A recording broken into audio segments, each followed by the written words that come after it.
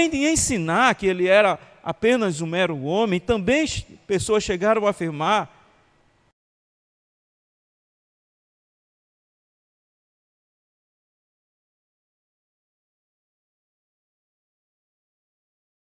verdadeiramente humano. E aqui tem um grupo de pessoas que, de vez em quando, eu cito, né, em algumas mensagens, em alguns textos bíblicos, os gnósticos, aqueles camaradinhas, os gnósticos.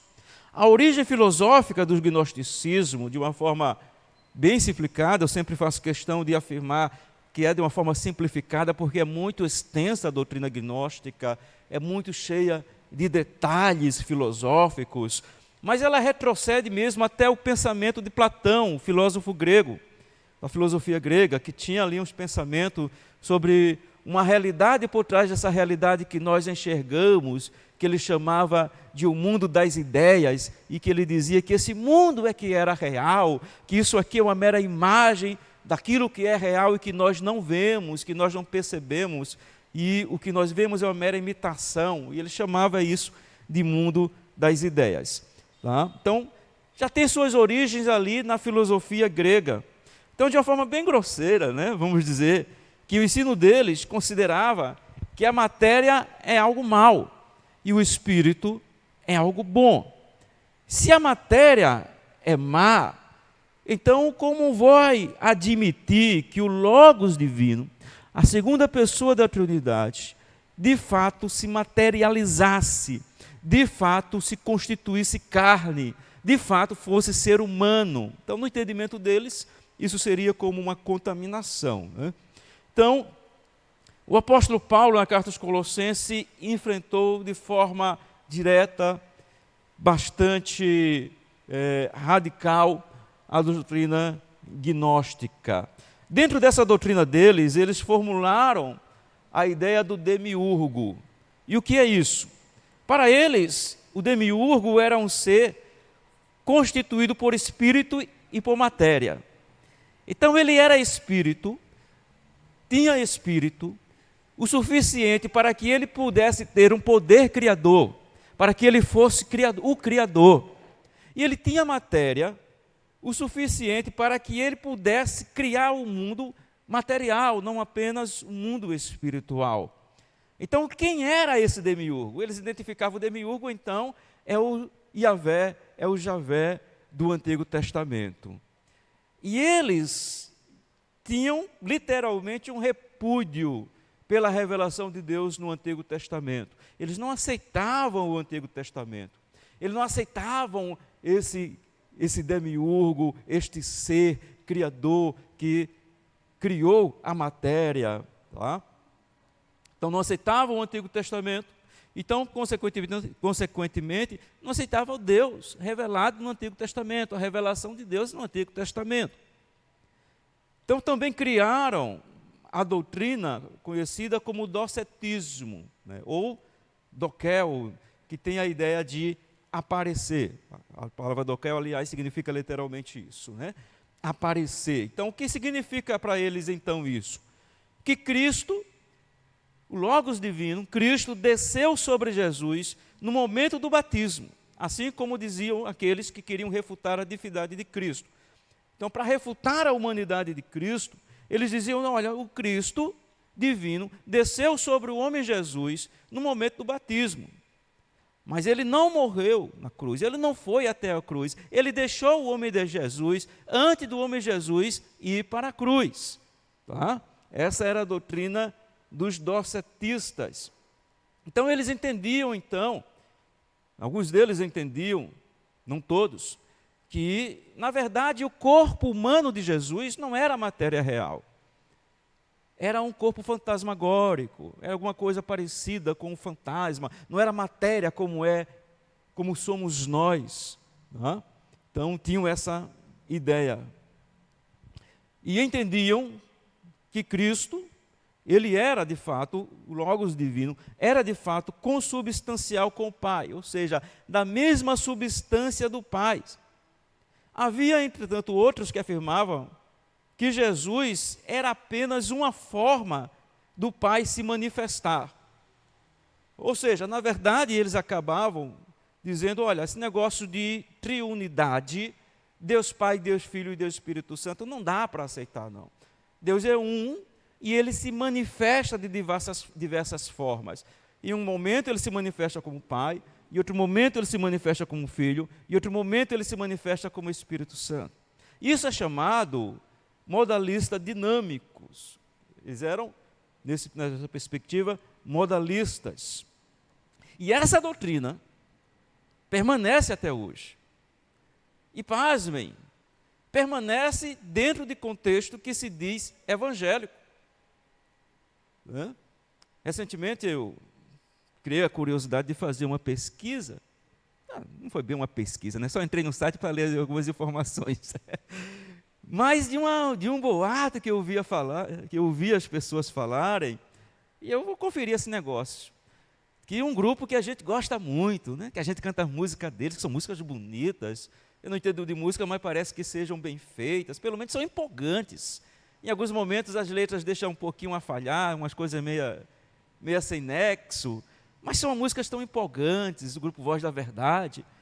Né? Quem não, já cantou alguma música deles? Aí eu vou conferir esse negócio que o povo dizia, há muito tempo se dizia sobre eles. Quando eu fui lá na confissão de fé da Igreja Voz da Verdade, que se trata de uma igreja, aí eu percebi, rapaz, eles são modalistas dinâmicos. Está literalmente lá, eles dizendo que, na verdade, Deus se manifesta como Pai, se manifesta como Filho e se manifesta como Espírito Santo. Ele não é Pai, Filho e Espírito Santo. Isso é muito diferente da doutrina que nós cremos, que nós acreditamos. Então, precisamos repensar alguns posicionamentos de como consideramos alguns contextos nos nossos dias, né? Então, para essas pessoas, a missão de Jesus, para os gnósticos, a missão de Jesus era ensinar uma gnose. Daí veio o nome deles, né, de gnóstico, porque gnose significa conhecimento. Ensinavam um conhecimento especial que ajudaria eles, a partir do momento que eles passavam a conhecer, a ter acesso a esse conhecimento secreto, que apenas um grupo privilegiados conseguiam ter acesso. Então, a partir do momento que se tinha esse conhecimento, eles poderiam ter a condição de salvar a si mesmos, né? Eles poderiam se salvar por meio desse processo intelectual, desse crescimento no conhecimento do divino. Então,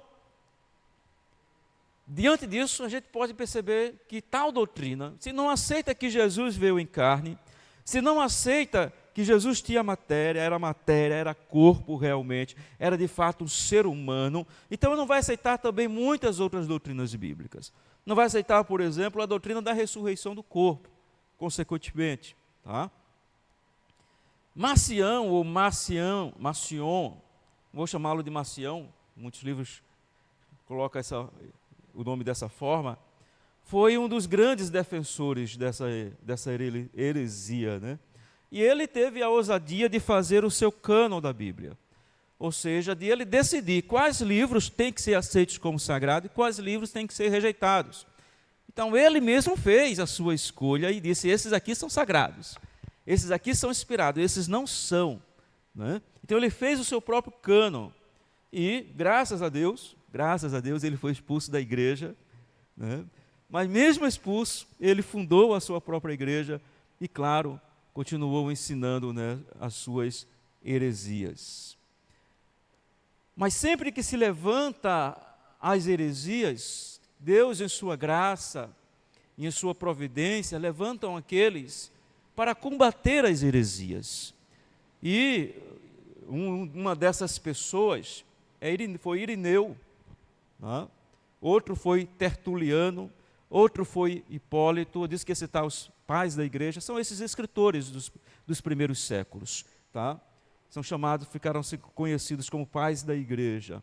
Então, Irineu, ele escreveu um livro muito importante na luta contra essas heresias, contra a heresia do gnosticismo, que foi o livro Contra as Heresias. O livro já era bem direto desde o título, Contra as Heresias, o título do livro. Tertuliano, Hipólito, foram outros que empreenderam ali uma luta contra a heresia gnóstica. Há duas curiosidades históricas que eu gostaria de fazer menção. Primeiro é que esses gnósticos, eles eram bastante ascéticos na sua vida cotidiana. Ou seja, eles viviam alguns regramentos bem rígidos no seu dia a dia. Algumas regras que impunham sobre si com relação à convivência social, com relação a alguns comportamentos que os levava a se isolar um tanto da comunidade, um tanto das pessoas. E isso foi justamente uma das bases práticas, vamos dizer assim, para futuramente, ali na Idade Média, surgir o chamado monasticismo, aquele movimento de pessoas que se isolavam do contexto do mundo para viver uma espiritualidade em reclusão, né? Uma espiritualidade não bíblica, na verdade. Segunda curiosidade é que na luta contra a heresia gnóstica houve uma importância na figura do bispo de Roma. O bispo de Roma, ele meio que se tornou uma figura centralizadora e unificadora na luta contra a heresia. O que, evidentemente, teve um desdobramento histórico depois de ele começar a ser visto e reverenciado e respeitado acima dos demais bispos de outras grandes cidades. Tá? E a gente sabe como é que isso acaba depois que a igreja se torna uma religião autorizada e depois oficial do Império Romano, com o surgimento mais enfático do chamado papado. Mas diante disso, meus irmãos, é claro que nós sabemos muito bem que tratam-se de heresias e que nós não vamos aceitar jamais tais doutrinas, mas só para relembrarmos alguns textos que solidificam o nosso posicionamento contra essas heresias.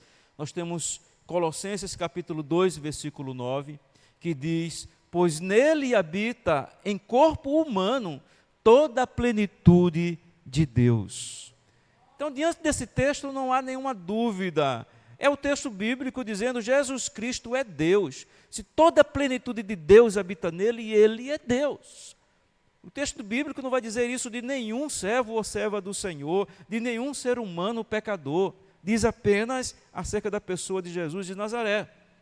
Hebreus capítulo 2, versículo 17 também diz: convia que em todas as coisas se tornasse semelhante aos irmãos, para ser misericordioso e fiel sumo sacerdote nas coisas referentes a Deus. Ou seja, ele veio ao mundo, nasceu como ser humano, passou por um processo de evolução física como todo ser humano, vivenciou as dores como todo ser humano, era humano como todo ser humano, com uma diferença fundamental e importantíssima de não ter uma natureza pecaminosa, mas se entristecia, tinha necessidades físicas, se cansava, se irritava, como acontece com todos os seres humanos. Ele era homem, tinha um corpo físico, né?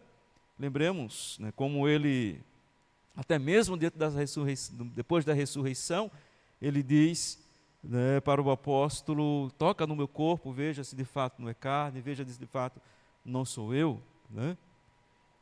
Então alguns afirmavam isso, afirmavam contra a divindade de Cristo, afirmavam contra a sua humanidade, e há aqueles que também chegaram a afirmar que ele era subordinado ao Pai, que ele não era da mesma substância do Pai.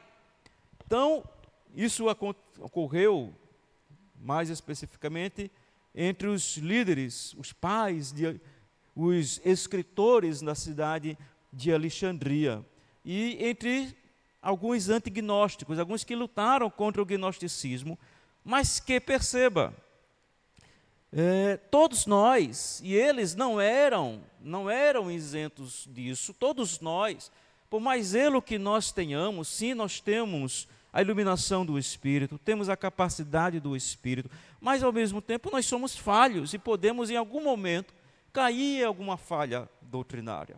Então, ainda que bem intencionados, aqueles que lutaram contra o gnosticismo, às vezes também cometeram alguns erros doutrinários, também caíram em algumas falhas, tá?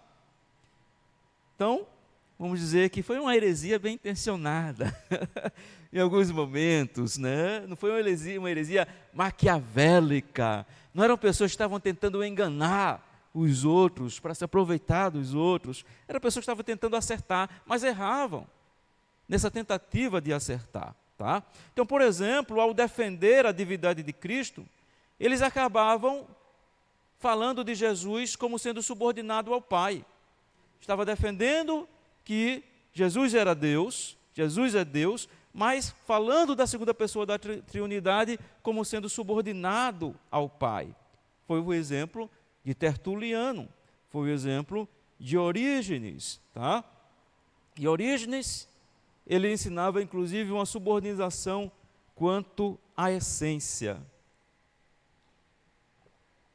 Eu tentei pensar, porque essa questão de diferença de substância em teologia e essência é tão complicada, é uma enrolada, que às vezes até eu fico, meu Deus, como é que é isso aqui mesmo? Mas era como, vamos usar uma ilustração bem grosseira mesmo, viu? Não pega ao pé da letra não, é como se eles estivessem dizendo, Jesus não é do mesmo DNA que o Pai, é diferente, entendeu? Então, isso é uma ilustração bem grosseira, pelo amor de Deus, viu? Não vá por aí sair dizendo que o pastor Rivaldo está pregando sobre a aplicação de DNA a Jesus e ao Pai. A questão era, ele afirmava que havia uma subordinação, porque havia uma essência diferente. Aquilo que constituía Deus, aquilo que constituía o ser divino, que Deus não é matéria, Deus é espírito, era diferente do que constituía a pessoa de Cristo. Era, vamos dizer, um tipo de espírito diferente, de natureza espiritual diferente. Tá? Então esse foi um erro, e que este erro acabou sendo ponto de partida para uma outra doutrina horrível, terrível, conhecida por arianismo, começando ali por Ário, que foi conhecida como arianismo, que ensinava o seguinte, e essa doutrina ainda também está presente nos dias de hoje. Tem um grupo muito grande, e que de vez em quando bate na porta de vocês, e que são arianistas, ou arianos, eu acho que arianos é o termo mais correto. Então ensinava que Jesus era a primeira das criaturas de Deus, era super-humana, mas não era Deus. E é claro que vai haver algumas diferenças doutrinárias em alguns grupos, e alguns vão querer dizer, não, Jesus é Deus, mas ainda assim é criatura de Deus, não existe eternamente. Os arianos diziam, olha, ele é a primeira criatura de Deus, ele não é Deus, mas ele é mais do que ser humano. Tá? Então, é evidente que se trata de uma heresia terrível, e que o seu desdobramento hoje você vai ver por aí, por exemplo, dentro do contexto das testemunhas de Jeová. E se for pesquisar, vai encontrar mais lugares, viu? Porque o que não falta é heresia por aí espalhada. Tá? Contra Ário, contra o arianismo, se levantou um dos grandes lutadores pela sã doutrina, Atanásio, foi o grande opositor a Ário, e ele afirmava, Jesus Cristo é consubstancial com o Pai, é da mesma substância do Pai, não tem nenhuma diferença, por isso ele é coigual, por isso ele também tem que ser adorado, ele é eterno, ele é da mesma substância, é da mesma essência. E esse posicionamento, a igreja ela assumiu oficialmente no chamado Concílio de Nicéia, em 325 depois de Cristo.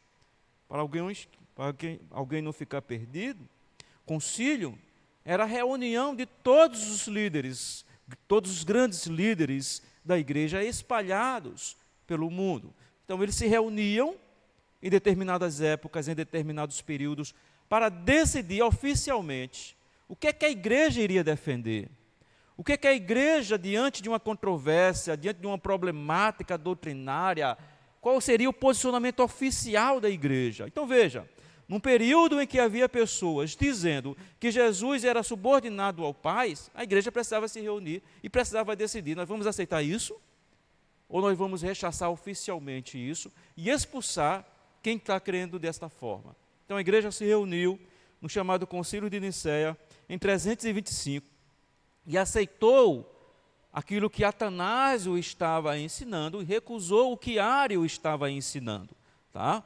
Então o credo de Nicéia estabelece o seguinte, a respeito de Cristo, que ele é verdadeiro Deus, de verdadeiro Deus, gerado, não feito, de uma só substância com o Pai.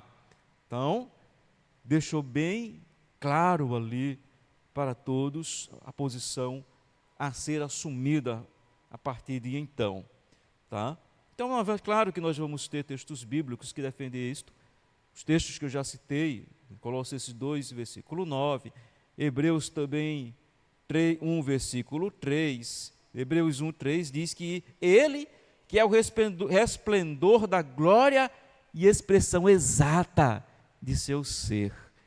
O autor dos Hebreus vai dizer Jesus Cristo, é a expressão exata do ser de Deus. Não é? Então, Paulo também, ele diz diretamente que em Jesus, né, o texto já li, habita corporalmente toda a plenitude da divindade. Então, ele é consubstancial, ele é igual ao Pai. Não há na triunidade nenhum tipo de subordinação, nem de substância, nem de essência, nem de poder, nem de autoridade. As pessoas da triunidade são coiguais, coeternas. Tá? Então não há nenhum tipo de subordinação. Pois bem, enquanto essas pessoas afirmaram isto, houve esses problemas nos séculos III, século IV, depois outros estiveram afirmando, outros não tiveram uma grande dificuldade com relação às duas naturezas de Cristo. E na verdade, vamos ser sinceros, é aquela dificuldade que ela jamais pode ser explicada de uma forma lógica e logicamente aceitável. Né? Se me permite a inferência, tem até uma música, né, antiga, dos acho que era dos anos 80, de uma banda famosa brasileira que dizia, até uma verdade, né? Eu quero saber apenas uma vez como é que Deus pode ser um e ao mesmo tempo três. Né? Então tem mistério, tem doutrinas que elas não se encaixam biblicamente. A doutrina da triunidade não se encaixa logicamente. A doutrina da triunidade, a doutrina da dupla natureza de Cristo. Como é que Deus, Cristo Jesus, é homem e é Deus ao mesmo tempo? Me explique isso de uma forma lógica. Né? Tem que ser aceito pela fé. Tem que ser aceito pela fé. Você pode explicar teologicamente, mas a pessoa não vai ser obrigada a aceitar logicamente. Ou ela vai crer, ou ela não vai crer. Entende? Então veja, resolveu-se a questão sobre a divindade de Cristo, resolveu-se a questão sobre a humanidade de Cristo, mas agora que se resolveu essa questão, entra uma outra. Ok, Jesus Cristo é Deus, Jesus Cristo é homem, mas como assim? Como é que relacionam-se essas duas naturezas, humana e divina, ao mesmo tempo? Veja que já é um novo problema.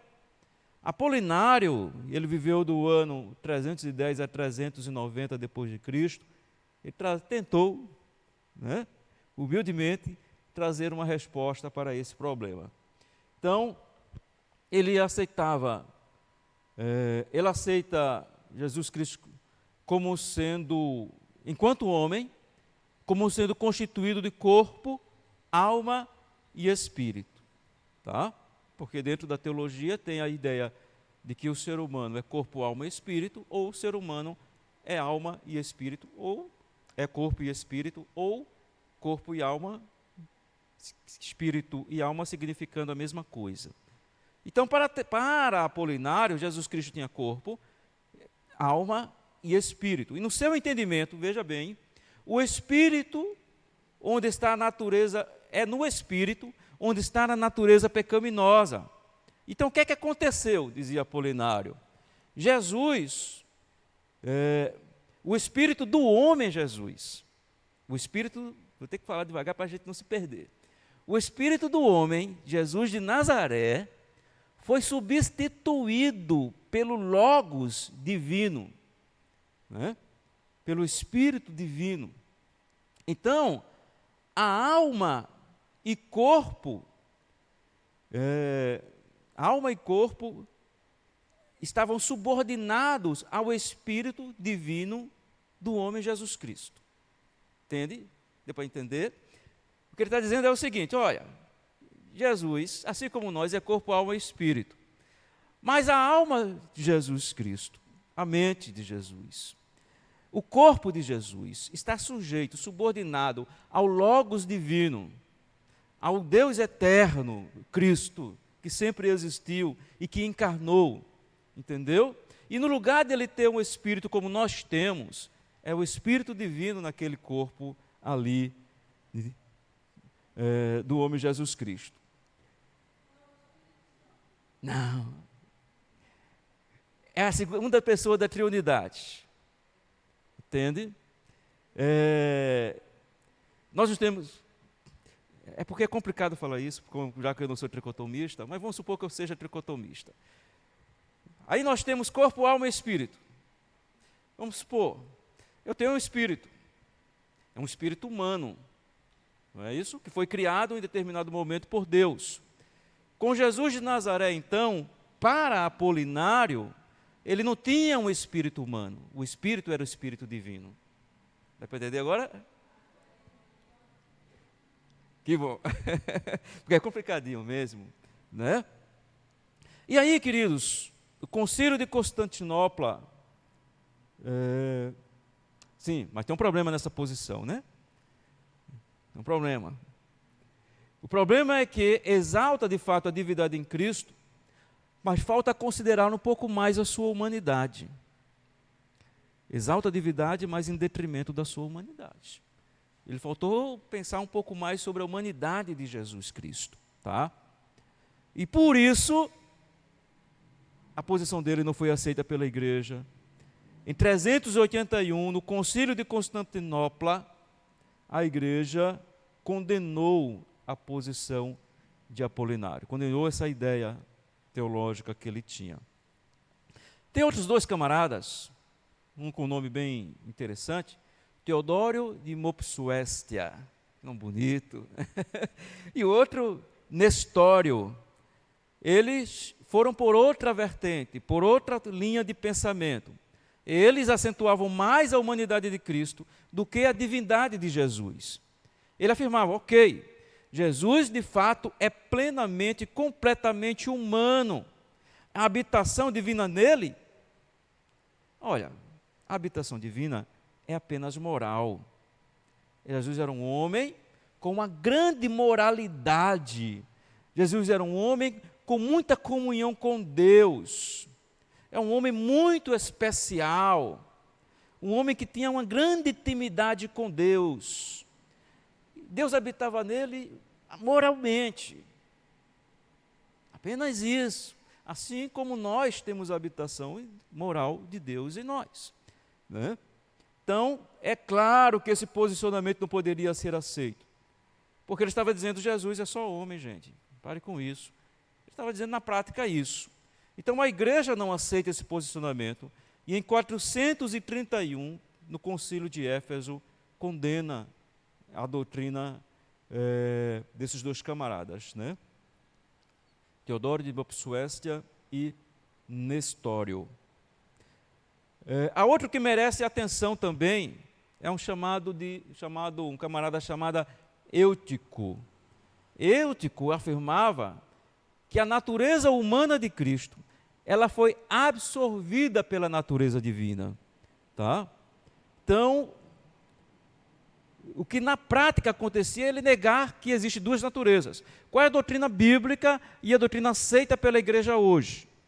Cristo tem a natureza humana e uma natureza divina. Cristo é verdadeiro homem e verdadeiramente Deus. Às vezes até se utiliza uma linguagem matemática, né? Cristo é 100% homem e 100% Deus. Só que Eutico dizia não. Na verdade, a natureza humana de Cristo, ela foi absorvida pela natureza divina. Ela não permanece a mesma. Não permanece do mesmo modo. Então, consequentemente, na prática, ele está negando que Jesus tenha duas naturezas. Tá? Então, você pode imaginar um desdobramento nisso aí, por exemplo, com relação à doutrina da expiação, né? E outras doutrinas evidentemente. Então, o posicionamento dele também foi recusado, rechaçado, considerado como herético pelo Concílio de Calcedônia em 451. Então, esse momento histórico do Concílio de Calcedônia foi importantíssimo, porque a forma como nós cremos em Cristo hoje foi estabelecido ali, foi definido ali, no Concílio de Calcedônia. Não mudou, permanecendo crendo, como nossos irmãos ali se reuniram e formalizaram. É assim a doutrina bíblica, é assim que a igreja deve ensinar, é assim que os crentes devem crer, tá? E como é então que traz o Concílio de Calcedônia? Vai dizer que Cristo é completo em sua divindade e completo em sua humanidade, verdadeiramente Deus e verdadeiramente homem, tendo duas naturezas, sem confusão, sem mudança, sem divisão, sem separação. Cristo é Deus, Cristo é homem, Cristo tem duas naturezas.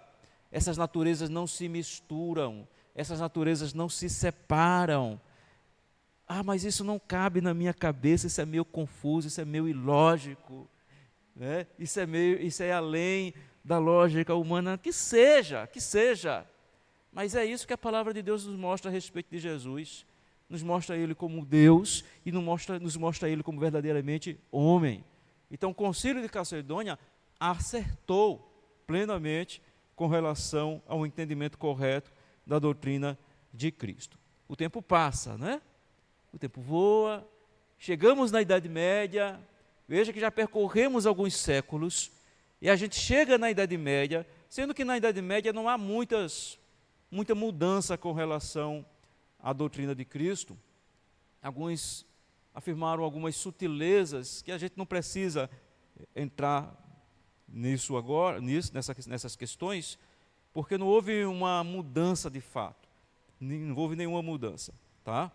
Chega o período da Reforma, né? Então, sendo que tanto a Igreja Católica Romana quanto a Reforma, igrejas da Reforma Protestante, elas permaneceram com o que estabeleceu-se lá no Concílio de Calcedônia.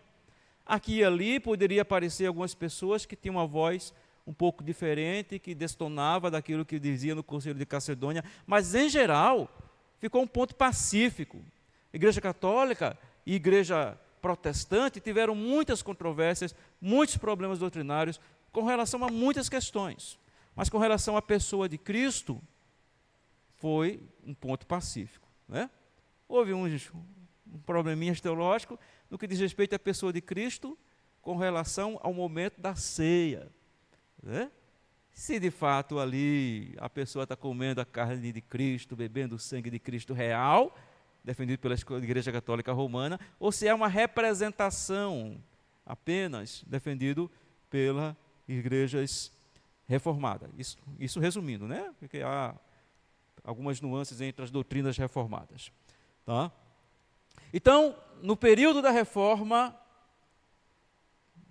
vou fazer menção apenas a uma doutrina da Igreja Luterana, ao que os luteranos trouxeram, tá? Tem um nome bem bonito, esquisito ao mesmo tempo, chamada pericoreses, né? Pericoreses. O que significa isso, a doutrina de pericoreses? Não é uma pessoa não, é o nome da doutrina, tá? O nome como ficou conhecido esse pensamento, pericoreses. Significa o quê? Que cada uma das naturezas permeia a outra, a natureza divina e a natureza humana de Jesus, cada uma permeia a outra, e que sua humanidade participa dos atributos da divindade. E nessa doutrina, então, os atributos de onipotência, onisciência e onipresença são comunicados à natureza humana de Jesus, quando da encarnação, tá? Ou seja, ele está dizendo o seguinte: quando Jesus Cristo encarnou, quando veio a esse mundo, quando nasceu como homem, então aquele Jesus bebê ali, ele já era onisciente, já era onipresente, já era onipotente, né? É problemática essa doutrina, é problemática essa ideia, ela tem uma grande dificuldade em se harmonizar com o que revela a palavra de Deus acerca da pessoa de Jesus. Tá? Então, alguns teólogos luteranos, eles puseram de lado também os atributos divinos. Para eles, diziam, Jesus, na verdade, ele não usava sempre os atributos divinos, mas ele tinha. Ele era onipresente enquanto homem, ele era onipotente e onisciente. Ele ocasionalmente usava, ou ele mantinha em segredo, ficava algo secreto. Né? Bem, nem todos os luteranos aceitam isso hoje em dia, para ser justo com os luteranos. Tá? E aqui eu quero trazer, ipsiliterim, vou ler literalmente o que diz o Dr. Berkhoff sobre isso. Posicionamento da doutrina reformada. Ele diz o seguinte: a teologia reformada também ensina uma comunicação de atributos, mas a concebe de maneira diferente da cristologia luterana. Crê que, depois da encarnação, as propriedades de ambas as naturezas podem ser atribuídas à pessoa única de Cristo. É diferente do que os luteranos tinham dito. Pode-se dizer que a pessoa de Cristo é onisciente, mas também que tem conhecimento limitado. Pode ser considerada onipresente, mas também limitada. Em qualquer tempo particular, há um único lugar. Ou seja, Jesus ele é limitado no sentido de que ele estava em um lugar, estava em um espaço físico, ele estava ali. Ele não estava em todos os lugares ao mesmo tempo. O que ele está dizendo é isso. Tá?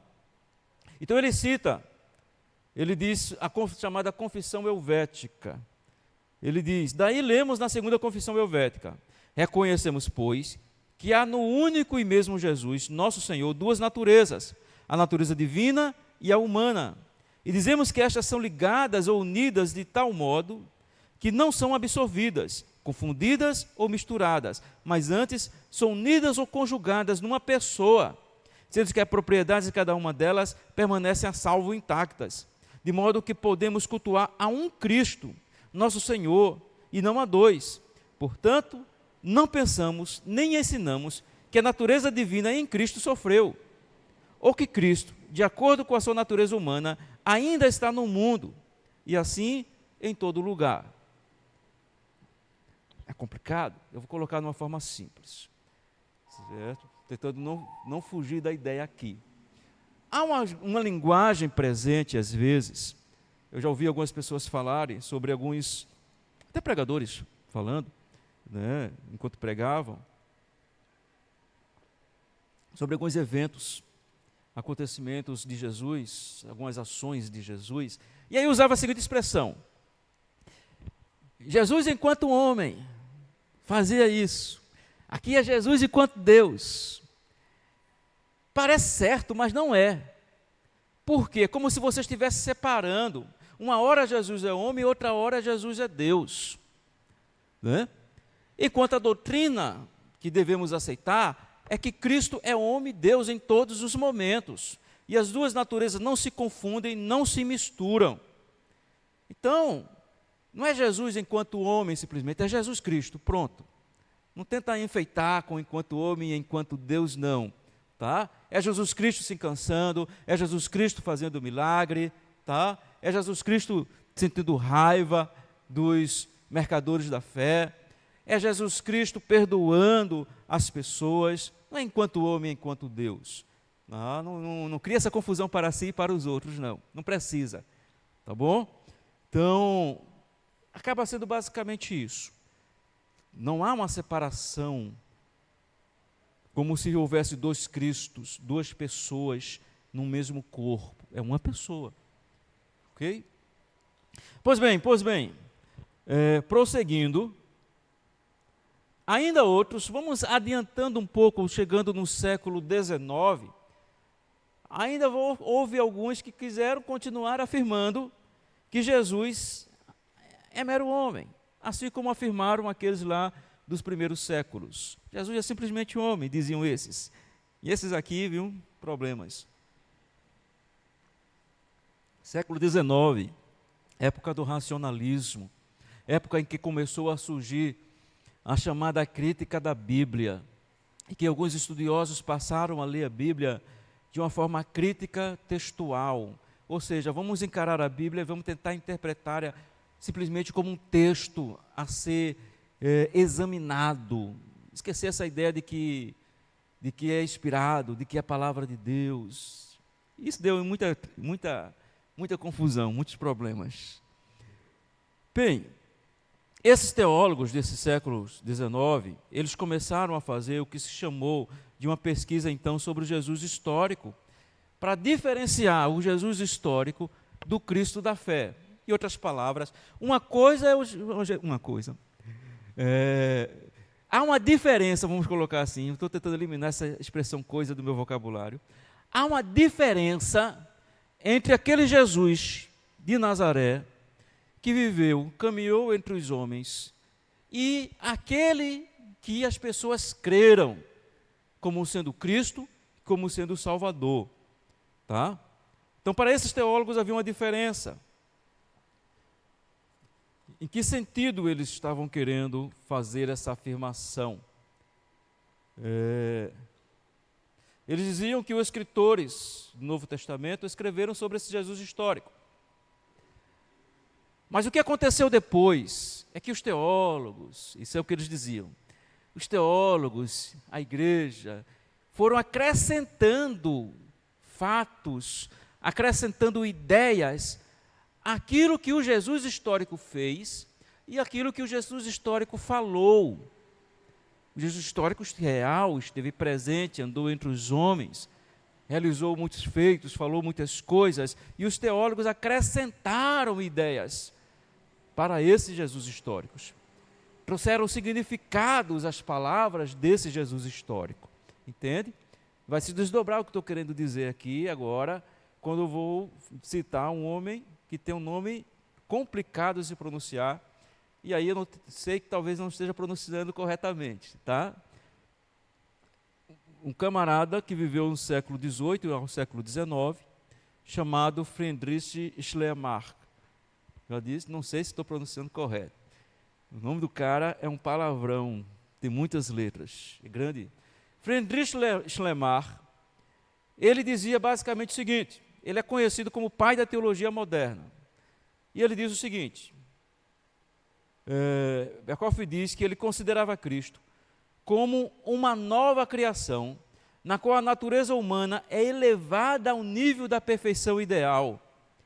A singularidade da sua pessoa consiste no fato que ele possui um perfeito e vívido senso de união com o divino, e também realiza com plenitude o destino do homem em seu caráter de perfeição impecável. A sua suprema dignidade encontra a sua explicação numa presença especial de Deus nele, em sua consciência singular de Deus. Na prática, o que ele está dizendo? Jesus era puro, era. Jesus foi um grande exemplo? Foi. Jesus pecou? Não. Jesus teve muita comunhão com Deus? Teve. Jesus era Deus? Não. Ele era um homem muito espiritual. Na prática, é isso que ele está dizendo. Acima de todos os seres humanos que vieram antes deles e que vieram depois.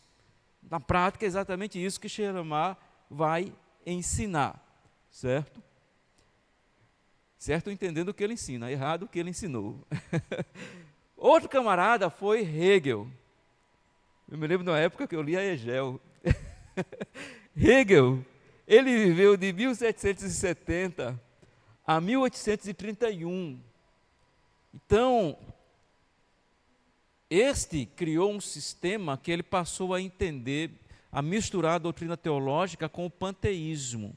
Um sistema próximo do panteísmo. O que é o panteísmo? É aquela doutrina oriental que vai dizer o seguinte, basicamente, tudo é Deus e Deus é tudo. Não faz uma diferença entre o espiritual e o material. E diz que tudo, toda a existência, na verdade, está contida em Deus. Vamos dizer assim. Tudo é Deus. Deus não é algo separado, transcendente. Né? E Hegel, ele vai numa perspectiva panteísta. Porque o que é que ele diz? Ele diz que o verbo se fez carne, a expressão o Verbo se fez carne tem um significado de que Deus se encarnou na humanidade e que a encarnação expressa realmente a unidade de Deus e o homem. Em outras palavras, Deus se misturou com a sua criação, né? Então, ele acaba tendo uma ideia mais voltada aí para o panteísmo. Mas há outro, Albert Ritchell. Ritchell viveu de 1822 a 1889. Para ele, Jesus era mero homem, mas, em virtude de sua obra, do seu serviço, do seu caráter, do serviço que ele prestou, do exemplo que ele deu, tá? É possível, então, seguindo o seu exemplo, buscando viver como ele viveu, seguindo o seu ensino, é possível, então, que nós possamos vivenciar a salvação como ele vivenciou. Então, para ele, a ideia, a sua teologia era bastante subjetivista. Ele rejeitava os conteúdos de milagres presentes nos evangelhos, a dizer, não, isso aí é mito. Isso aí foi um entendimento equivocado das pessoas. E trazia uma explicação diferente para os acontecimentos, dizendo que os milagres não eram reais, que os milagres não aconteceram. E houve muitos outros teólogos que foram nessa resenha, nessa onda, nesse caminho aí aberto por Ritchell. Então, rejeitava isto, rejeitava a pré-existência de Cristo. Não, Jesus não existiu desde a eternidade, ele nasceu ali, e ponto. Então, portanto, rejeitava a sua encarnação, rejeitava o nascimento virginal, rejeitava Cristo, né? Rejeitava Cristo. Então, para ele o que importa é aquele Jesus histórico, o Jesus de Nazaré, o Jesus que caminhou entre os homens, tá? Então, apenas isso, apenas o seu exemplo. Então, para eles, então, Jesus era um homem que foi um grande exemplo, e meramente isso, tá? Veja, até aqui, do século XIX, até o iniciozinho do século XX, você vê uma cristologia sendo produzida ou sendo pensada a partir de uma perspectiva antropocêntrica. O jogo muda. Ao chegar no século XX, a gente encontra um teólogo que, na minha opinião, foi muito injustiçado depois por conta da sua doutrina com relação à palavra de Deus. E muitas vezes injustiçado porque as pessoas também não entenderam muito o que ele estava querendo dizer. Embora eu não concorde com a doutrina dele, mas admito que ele foi muito importante para lutar contra as heresias liberais do racionalismo, para lutar contra heréticos como Ritchell, Hegel, Schleiermacher e tantos outros. Por quê? Karl Barth, ele foi justamente produzir uma doutrina, ele ensinou teologia, escreveu teologia com um princípio totalmente teocêntrico, ou melhor dizendo, cristocêntrico. Então, tudo é referência a Cristo. Então, ao contrário daqueles que estavam falando que não existia milagre, ele vai dizer que os milagres existiram e foi real. Tá? Ao contrário daqueles que diziam que Jesus era mero homem, ele dizia que Jesus é Deus. Ok? Jesus é a palavra de Deus, é a revelação de Deus para o homem, extremamente erudito, extremamente inteligente, escreveu mais do que eu já consegui ler na vida, eu acho. Então, e escreveu livros que ficaram muito famosos dentro da história da igreja, como a sua carta aos Romanos, como a dogmática cristã. Então, Dr. Franklin Ferreira, um autor brasileiro, ele faz um comentário sobre Barth. Ele diz o seguinte: visto não ser possível qualquer contato com o divino e o humano, a não ser na encarnação, o resultado é que todas as questões do campo da dogmática são relacionadas com a cristologia. Dogmática, pastor, o que é isso? Que palavrão é esse? Dogmática é simplesmente as doutrinas, o conjunto, o compêndio das doutrinas. É uma expressão para falar de todas as doutrinas bíblicas dentro da teologia sistemática. Tá? Então ele diz, a relação entre Deus e o homem é o tema básico da teologia. Foi demonstrada em Cristo de modo exemplar. Ele está dizendo que Barth conseguiu fazer isso. Tá? E agora eu vou fazer uma citação de Barth. Karl Barth, ele diz o seguinte: as afirmações de Barth são sempre belas demais. Ele sabia escrever demais. As ideias dele são muito bem elaboradas. Eu posso discordar, mas não tem como a pessoa não se encantar ao ler algum livro dele. Ele escreveu, melhor dizendo, a eterna palavra de Deus escolheu essência e existência humana, santificou-a e assumiu-a até fazer dela uma só realidade consigo mesmo, de maneira a tornar-se, enquanto verdadeiro Deus e verdadeiro homem, a palavra da reconciliação dita ao homem por Deus. Quando eu leio algo assim, de vontade de dizer, quem pode dar um glória? É lindo demais. E é pura verdade o que ele escreve aqui. Chega a ser emocionante o que ele escreve. Porque, embora eu discorde dele em alguns pontos, ele foi central para dizer, Cristo é o centro da teologia, Cristo é a revelação de Deus. A gente tem que recusar tudo isso que foi dito por esses homens, tudo isso que foi escrito por eles, e temos que voltar à ortodoxia, ou seja, à doutrina correta.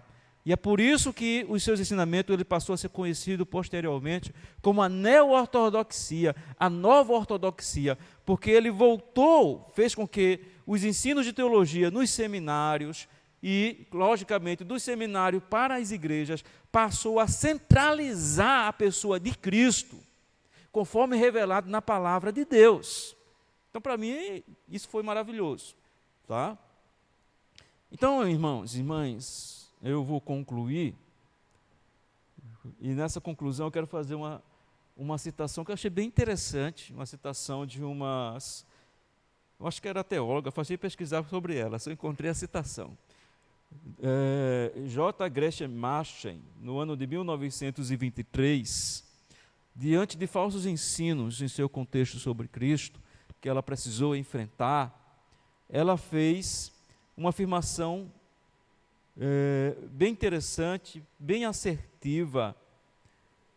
Ela disse mais ou menos o seguinte: qualquer visão de Cristo que o tem como menos que infinito, é infinitamente menor do que a visão real. Uma expressão dela, uma forma dela dizer, nós não podemos aceitar menos do que isso, menos do que Cristo sendo apresentado como Deus, reconhecido como Deus, como infinito.